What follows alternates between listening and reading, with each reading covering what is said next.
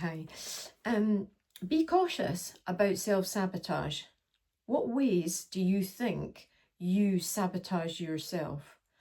And that is worth paying attention to, because it's a really pervasive thing, self-sabotage. And what I mean by that is we actually have, been aspirational about things in our lives. We want to change our lives. We want to find ways of becoming more happy, or more spiritual, or fit, or wealthy, or just have nice things in our lives. And there are voices in our heads that most of us have from our childhood, from home, from school, from other people's families. We've had these voices, which are the "you're not good enough" voices.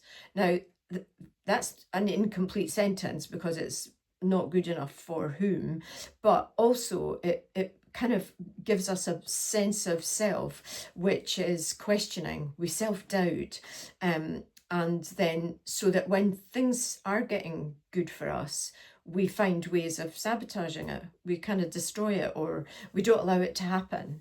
And think about the ways that you do that. Do you overeat? Do you overdrink? Do you over flirt when you're in company? Do you you might actually have an affair. You might, there are endless ways in which we self-sabotage.